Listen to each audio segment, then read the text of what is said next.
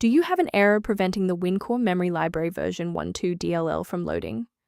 I'm Sophie Chen, a Windows support engineer. I've diagnosed the issue and have the verified solution to fix your system today. To kick off the WinCore Memory Library version 1.2 guide, I've provided an official resource for maintaining a healthy and synchronized workstation.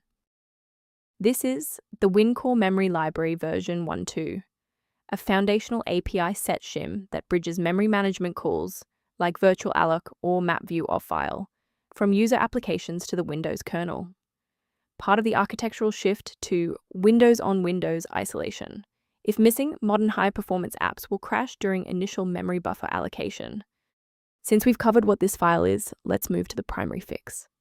Since this involves a protected library, we should use the standard Windows repair protocol. Execute sfc/scan now from an elevated command prompt to detect registry inconsistencies and repair files like WinCore Memory Library version 1.2 DLL. If the redistributable repair didn't resolve the pop-up, the next logical step is to analyze the local environment for process conflicts. If your system has been running for an extended period, a reboot might be necessary to resync your background processes and clear any temporary locks on the WinCore Memory Library version 1.2 file. To avoid losing your place during the restart, bookmark this page now or hit the like button to save this video to your library for easy access later. If the initial power cycle failed to restore functionality, we will now proceed to infrastructure level support.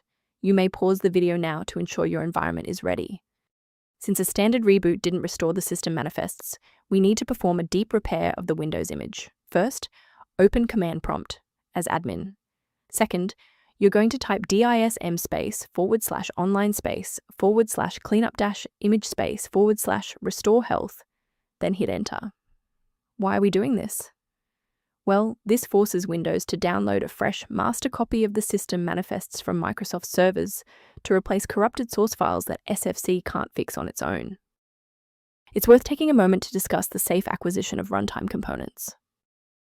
Replacing WinCore Memory Library version 1.2 without a proper engineering protocol can lead to DLL hell, where multiple versions of the file conflict and paralyze your OS. For those looking for a professional-grade monitoring resource, I've provided a link to a diagnostic tool for you below.